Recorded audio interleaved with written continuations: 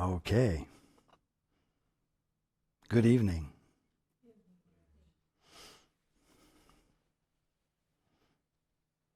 And welcome to everyone who's joining us on the internet.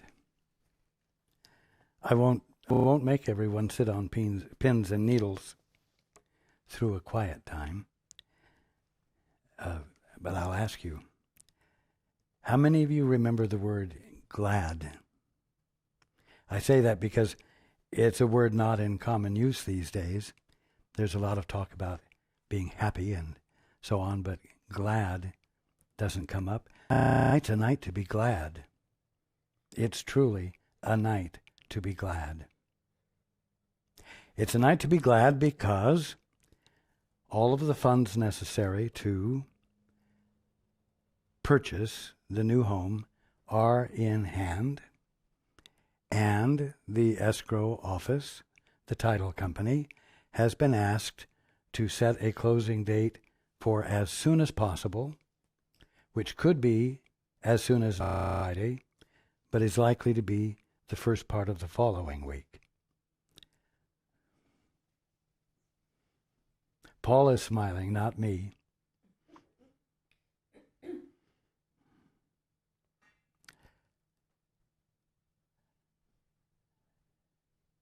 It is a time for everyone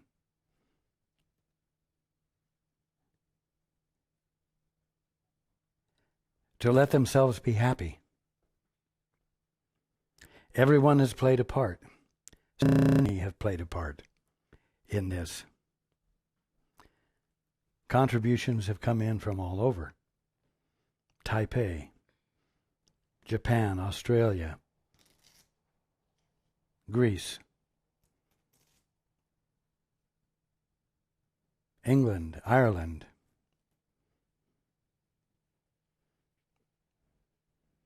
Canada, and yes, the United States. People Paul and Susan have never seen the names of before. A wonderful confirmation of the outreach of the work. Everyone has poured their love into this project, if I may call it a project, this movement.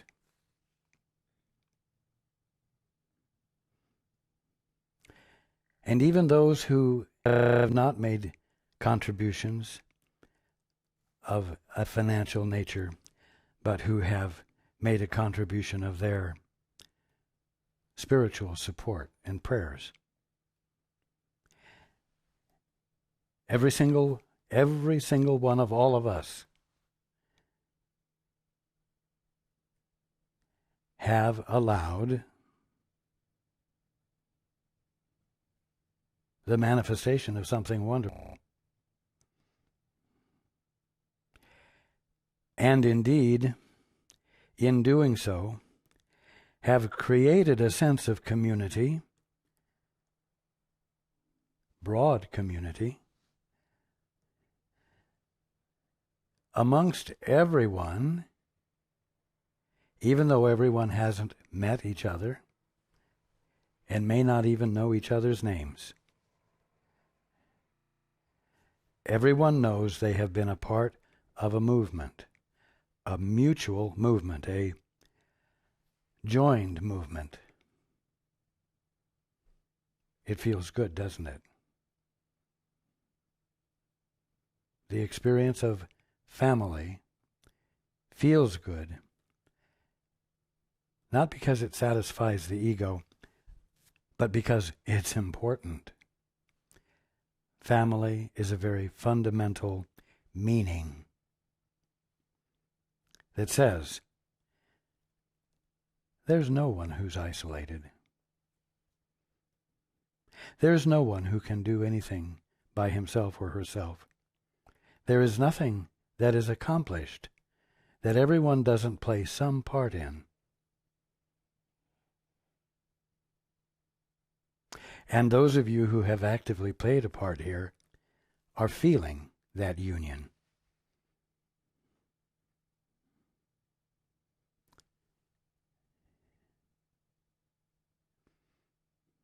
This is a feeling that everyone should be having all the time. This is a feeling that is normal to being, natural to being.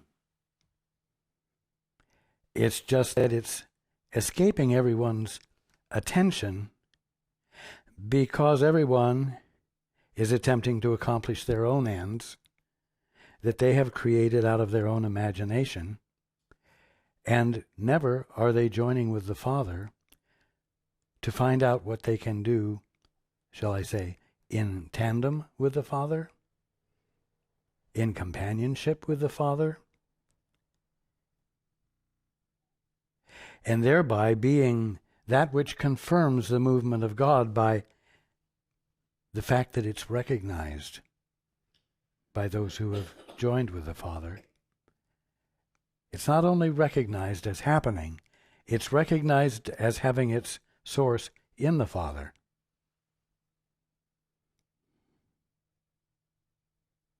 It's recognized as the direct and immediate experience or manifestation of creation.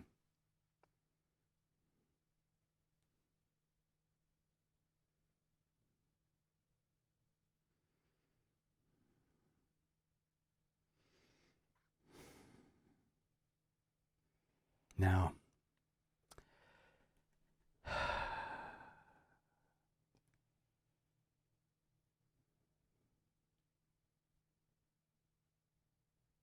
I thank everyone. I thank everyone for letting their light shine. I thank everyone for their participating in an activity or a movement that they're attributing to God.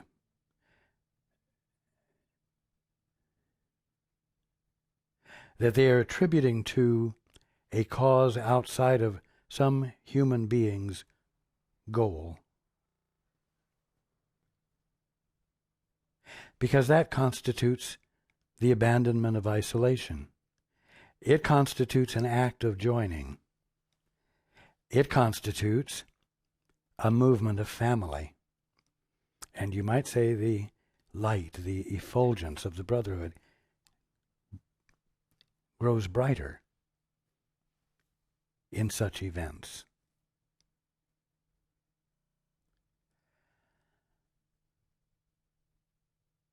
All of what has happened here in the last 6 weeks or so has to do with not just Paul and Susan, but everyone's willingness to ask to know the truth from the Father's point of view, or we could say from the standpoint of the Holy Spirit, which is nothing more than each one's right mind.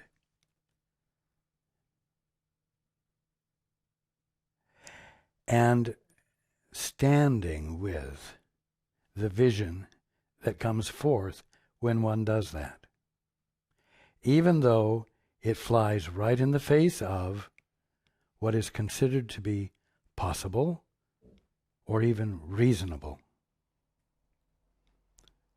You see, miracles are what you call events that God causes to happen, which you are able to observe as the movement of God when you abandon your isolation and say, Father, what is the truth here? Father, what do I need to know? Father, what is your perspective?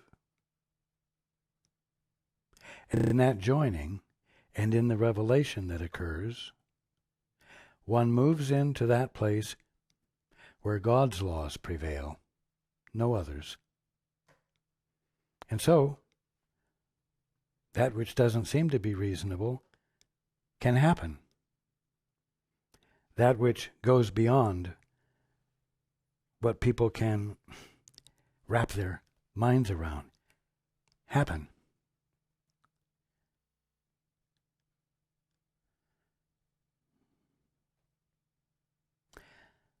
the call is for all of you to look at your world every day, all day long, with a curiosity to see beyond your present definitions. And I've talked about this endlessly. But here we have a first-hand example that all of you have been a part of. And you can see that what has happened is unexpected, is not what one would expect, is not what one would think could happen. Not reasonably, anyway. And certainly not without a lot more effort being made to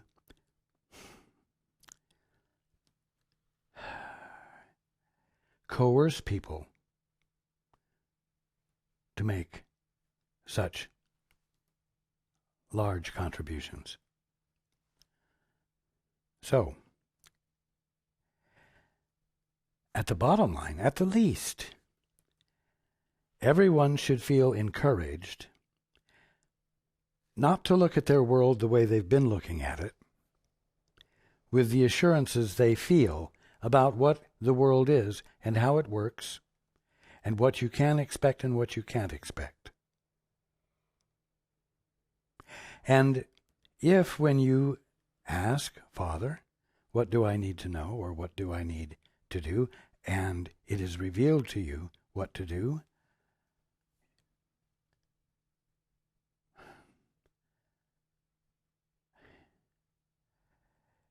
instead of doubting what you're hearing and denying it offhandedly, pursue it further if you don't feel comfortable acting upon it. Pursue it further. Don't put it down. Because your guide, or the Holy Spirit, or the Father, is more than happy, now that they have your attention, to elaborate and make clear to you what you need to know. It might not be as much as you think you need to know, but you will be told what you need to know, so that you might act with conviction and commitment.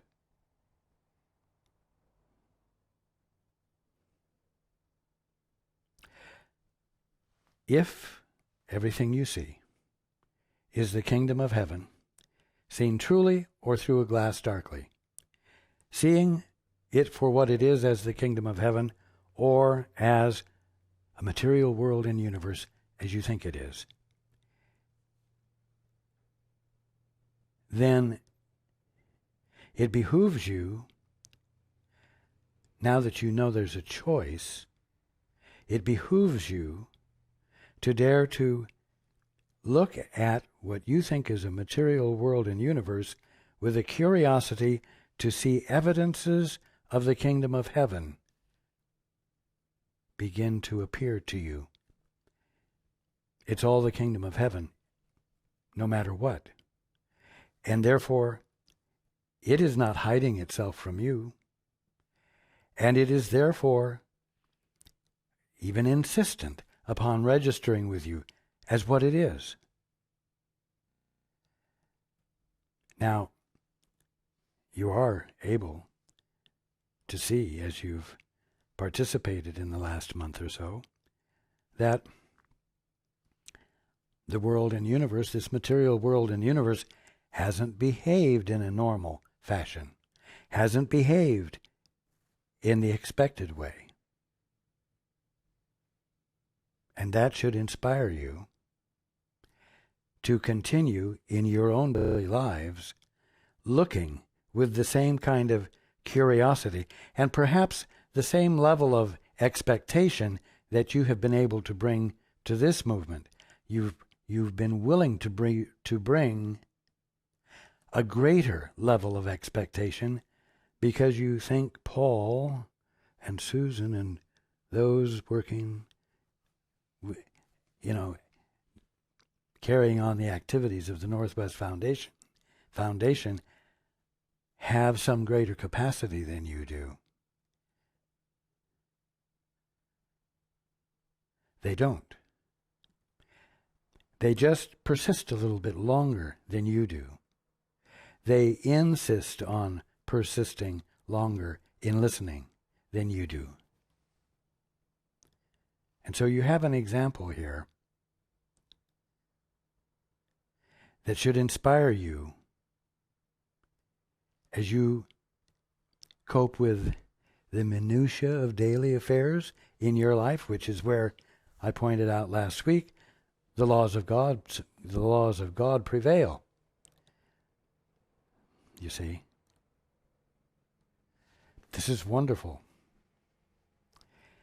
And your gladness tonight, you can allow to transfer over to your minutiae of daily affairs and inspire you to ask God, what do you need to know? You see? And then listen. And then when you hear, dare to believe. And if you can't believe fully, then ask further questions. Insist and persist further. Because no matter what you believe, and no matter how long I continue to express the truth is true, and the truth will prevail. And the fact that it's all the kingdom of heaven will sooner or later be your conscious experience of being.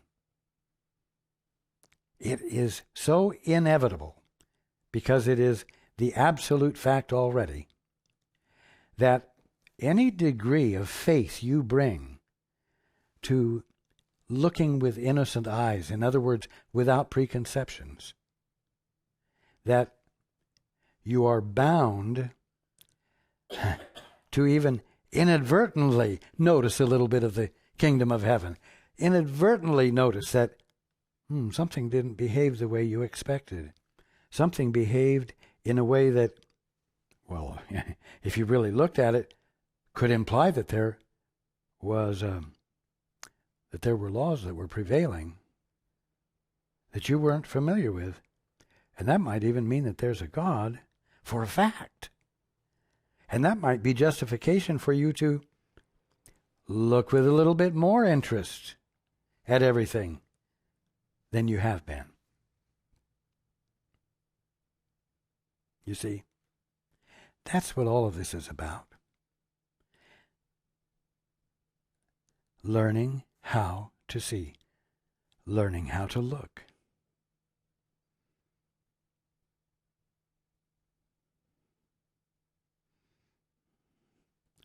If you want to have more glad experiences, engage in this.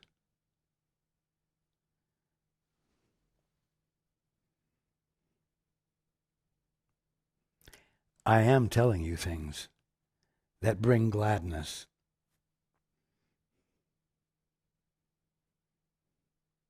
And gladness is something that should fill your minds a lot more than it does. Now, I thank you again. And without attempting to make Paul or Susan self-conscious or uncomfortable, I express my gratitude to them as well. Especially because of the fact that they're willing to act it out. They're willing to lay their lives on the line, so to speak, and function in what looks like a material world and universe as though it were the kingdom of heaven. Their behavior these last few months has been behavior, when it comes to their vision and their insistence upon knowing what the truth is here, it has been an endeavor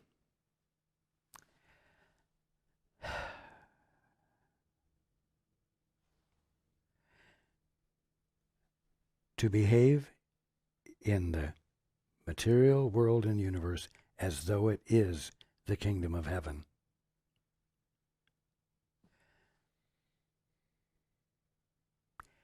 And they didn't do it secretly. They did it in front of everyone. They did it publicly.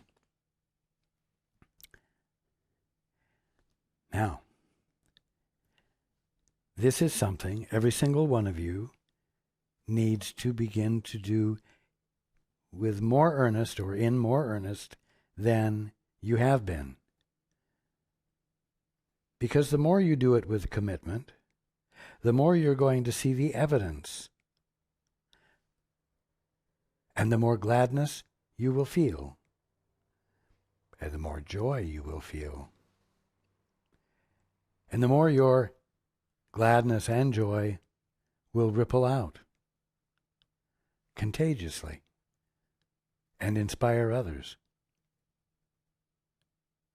But do understand that this process of waking up is going to involve your behaving differently in the world. Now, if you just went out and told people, wow, you know what? I need to and you need to behave differently in the world, that could be interpreted as, just doing any damn thing you please, no matter how strange or far out it might be. But it isn't that. It's the fact that you need to behave in the world as though it's the kingdom of heaven. And the only way you can do that is to have someone helping you see the nature and the behavior of the kingdom of heaven so that you can harmonize with it. And that's what the Holy Spirit is for. That's what that which is nothing more than your right mind is for. To cause you to begin once again to behave as though you're the Holy Son of God in the kingdom of heaven.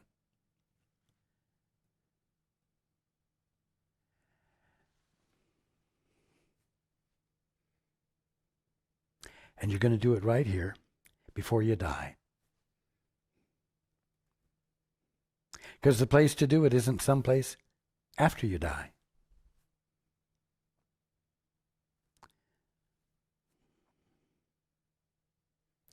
Now, Paul and Susan can tell you that when a miracle seems to take 4 months, it's like a miracle in slow motion. When the Father's plans unfold and seem to take time, the slow motion miracle can seem to be tedious. It can seem to be anxiety producing. But that's only when the ego wants its answers right now and gets impatient with God and then says, if God can't work a miracle and make it happen now, then probably what's happening isn't God and isn't a miracle. So hey, you, Paul, Sue, or whatever your name is, give up. Go back to controlling things into your life yourself. So,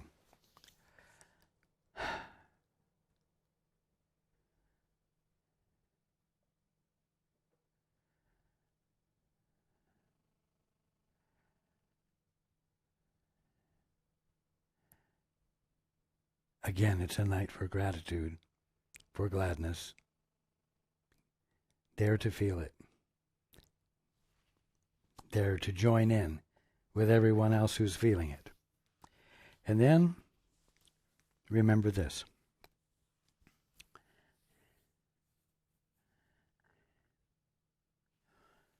God said to Moses, hold up your rod, and the waters parted. And the children of Israel went across on dry land and got to the other side. Wow, it was accomplished. They had gotten away from Pharaoh's soldiers, the threat, the potential death. They were free. Oh, but what now? I mean, okay, so we're free and we're on the other side of the sea.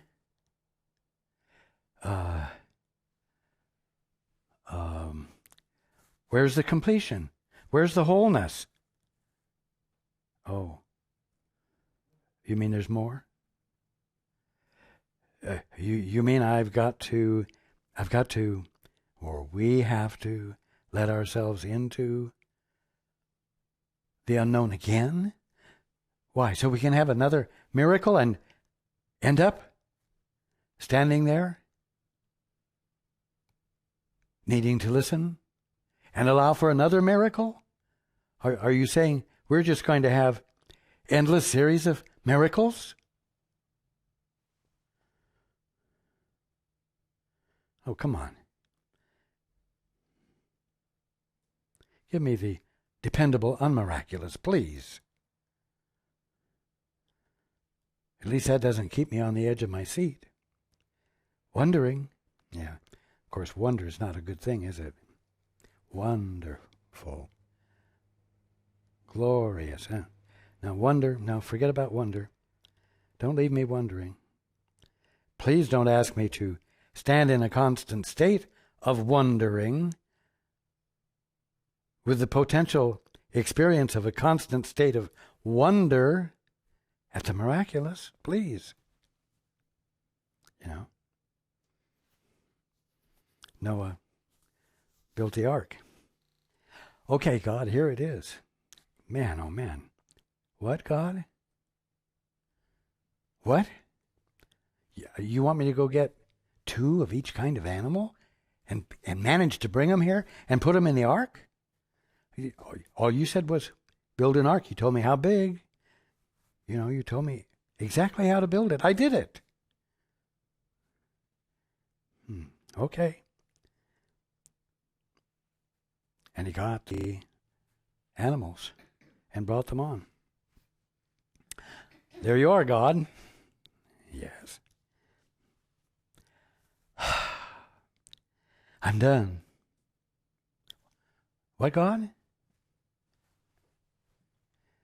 You want me to close the hatch and take away the gangplank and close the hatch? Oh, wait a minute. What's happening? What? Well, you didn't tell me I was going to have to deal with that. Okay. So he closes it up and it starts raining and the water rises and the ark begins to float. And then Noah's perplexed and, cautiously inquires, what do I need to know now? I need to what? I need to go clean up what? And that's where the term poop deck came into existence. He had to take care of the animals. Oh yeah, that really was the minutiae of daily affairs, wasn't it? and he was called upon, to do this that he hadn't expected. And even to see that this aspect of the cruise and the cruise itself was part of God's handiwork, was included in that place where God's laws prevail.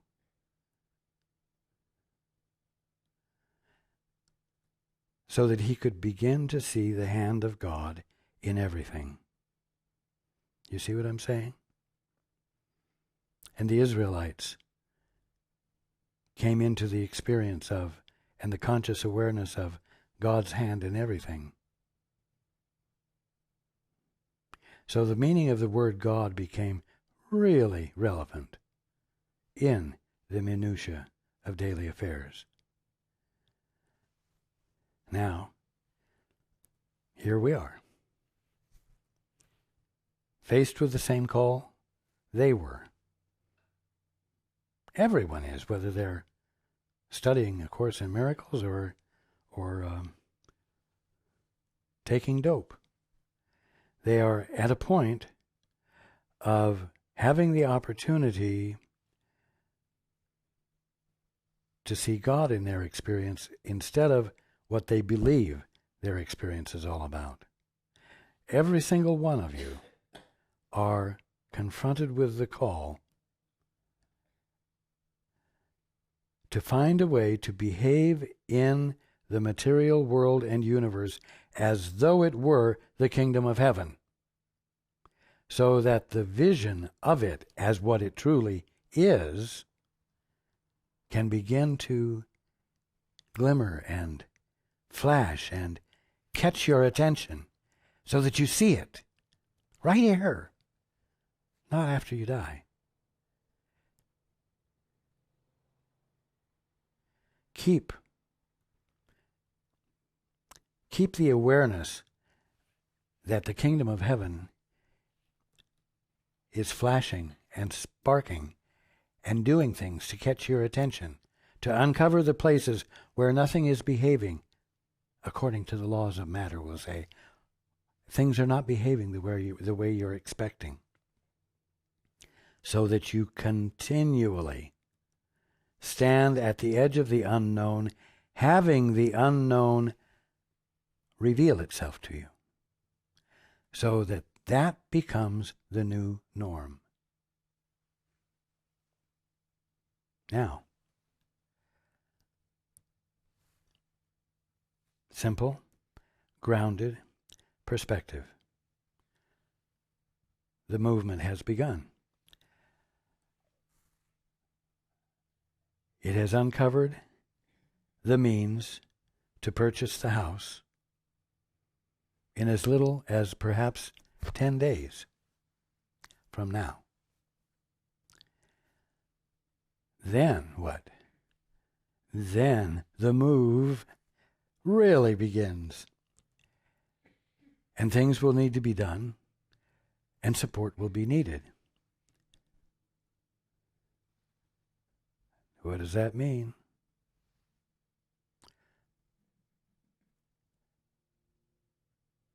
It means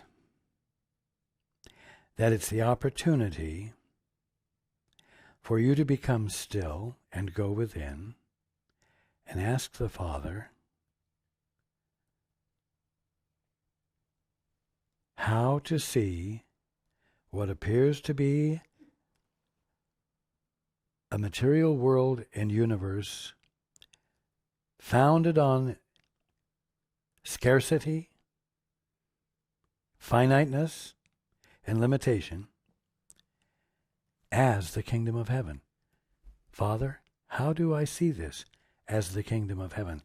How do I see this so that I can see your hand in everything?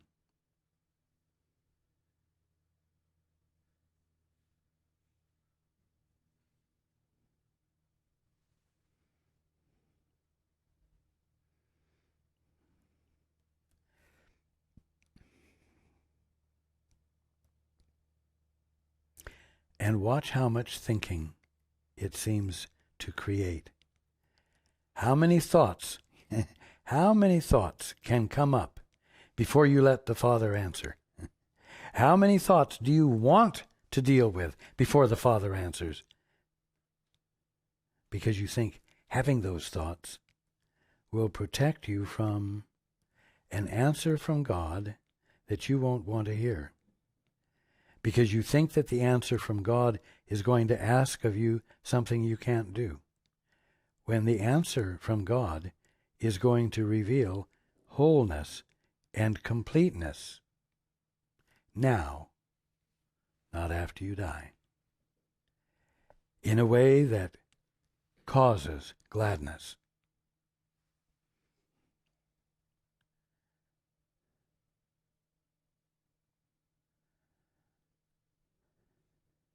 And you know what?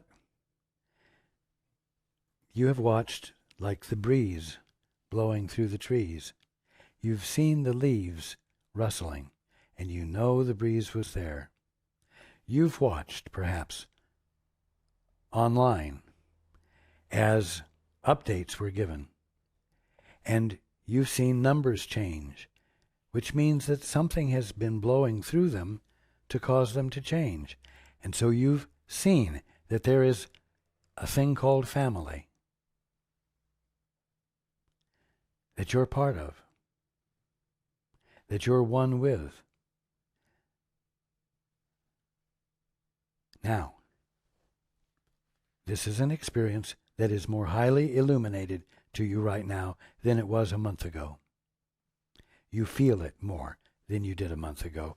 Don't abandon it. Don't lose it.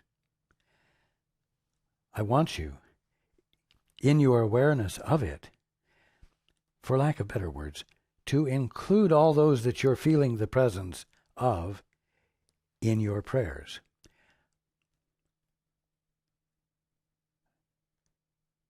Not that you have a goal for them. Include them in your caring. Include them when you're asking, Father, what do I need to know here? It's like, Father, what do I need to know in the context of this family that I hadn't been experiencing as fully and as meaningfully as I am right now? And you might also ask, Father, help me not to lose this feeling, this awareness that I'm not alone.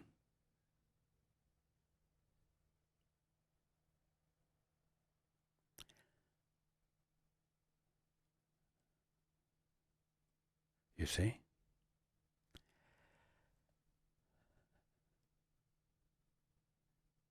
And then remember again, because this is the main idea I am meaning to convey tonight. Remember to approach your world as though it's the kingdom of heaven.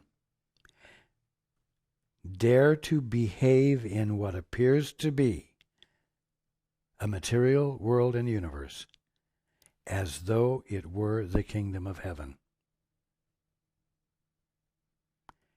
And as I said, do it by asking the Father or the Holy Spirit, what is the truth here? Help me to see this material world and universe get translated into the kingdom of heaven.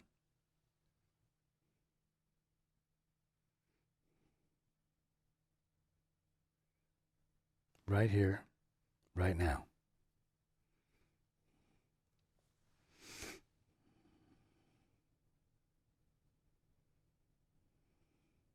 It is a night of gratitude. Let it serve to expand and illuminate the kingdom of heaven more clearly than ever before, so that you begin to live tonight and tomorrow and the next day in a new way.